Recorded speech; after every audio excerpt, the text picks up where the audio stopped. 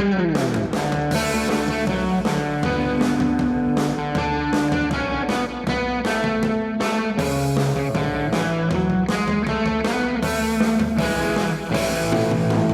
and welcome to the How to Live in Denmark podcast. I'm Kaysander Mellish. I get a little local newspaper in my mailbox every week, and this week, in between the usual stories about which local project has been able to squeeze the biggest subsidy out of Copenhagen city government, there was an article about the Miss Denmark pageant.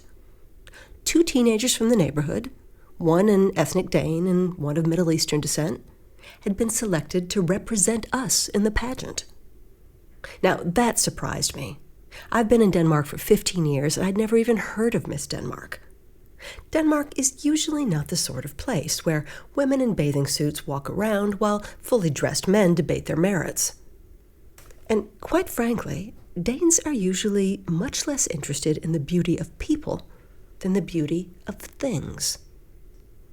If you really want to get a Dane all hot and bothered, start talking about some thing that is beautifully designed. I do translations sometimes from Danish to English, and recently I had to figure out how to translate the expression arkitekttegnet hus, literally architect-drawn home. Now, of course, all houses bigger than a mud hut are designed by some sort of architect, but that's not what the expression means. An architect-drawn home, from the Danish point of view, has modern flowing lines and open arrangement of rooms and great big windows to let in light during the long Danish winter. And, of course, let thieves see all the designer furniture inside the house. A house like that celebrates the hand of the designer, makes the designer visible, makes you look at the design and comment on it. That, to a Dane, is beauty. In Denmark, beauty is usually found in something practical that has been very well designed. Housewares, particularly kitchenwares, are a Danish design favorite. They don't have to be from expensive materials, but they have to be simple, streamlined, and work flawlessly. The beauty is in the usefulness. Danes also love unfussy furniture, durable fabrics with bright patterns, and soft rugs that are easy to clean. A little high-design personal touch in a home is required, too.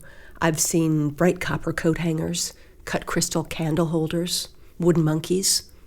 Their nirvana is goods of extremely high quality, with maybe a slight twist of humor. Interestingly, the Danes' passion for world-class home decor does not always extend to what's hanging on the wall. It's quite common to see a Danish interior with some of the world's finest and most expensive furniture, set off by amateur paintings done by the lady who lives there, or her adult daughter, or somebody's deceased great-aunt. Beauty, as expressed in the fine arts, like classical painting and sculpture, is less of a passion in Denmark. The Vikings were not really oil painters, so the first real Danish oils were from about 200 years ago. They mostly depict young farmers and their love lives, and you can still check them out at the kind of museum that's popular with the over 60 crowd. Modern art is much more popular in Denmark, particularly the contemporary interactive museums. Aarhus Art Museum has a great rooftop rainbow. You can walk through and see the city below in all different colors. Lots of families with kids there. Less popular are museums of classical sculpture, like the Thorvaldsen Museum in downtown Copenhagen. Thorvaldsen was a Dane who went to Rome to learn to sculpt like an Italian. So the Thorvaldsen Museum is filled with white marble, shaped like strong, muscled warriors and soft-breasted, naked nymphs in the Greek and Roman style. Here's a tip. If you ever want to have an affair in Denmark, meet your sweetheart at the Thorvaldsen Museum. You and your secret lover will have the place to yourself. You might meet a couple Italian or Spanish tourists, but you won't meet anyone from Denmark. Classical art celebrating the beauty of bodily perfection is just not very Danish. Now, Danes are okay with nudity as long as it's ordinary, lumpy human nudity. But the idea of any human being an ideal doesn't fit with their passion for equality, which suggests that no one person should be better than anyone else. It's why you'll rarely receive compliments of any sort in Denmark, and particularly not compliments on your looks. Partly that's because Danish men are very timid about possibly making a woman uncomfortable by praising her structure. It's partly because the Danish language does a poor job of describing beauty. Words like flot, smuk, pæn, køn, yndig, fin, and lækker don't have a lot of romantic flow to them.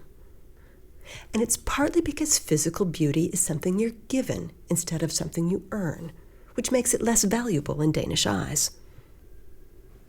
But there's also a little bit of the jantelov there, a little, how dare you be better looking than me? To compliment someone's appearance might be to puff her up too much, make her think she's better than the others. A few years ago, I wore a new and very expensive dress to a party, and while I had a good time, I was kind of miffed that no one mentioned my outfit. I said this to a Danish friend a couple of days later, and she confirmed that, yeah, she did like the dress, which she thought was beautifully made. But nobody said anything about it at the party, I said. Why would we do that? She said. You already knew you looked good. And that's the How to Live in Denmark podcast for this week. Pick up the How to Live in Denmark book at academic bookstore at Copenhagen University on Amager Sondre campus, or at DTU Bookstore, or at the Danish National Museum or Statens Museum for Kunst. You can also get the ebook on Amazon, iBooks, Saxo, or Google Play. Follow us on Facebook at How to Live in Denmark or on Twitter at How to Live in DK. The 2 is a number. See you next time.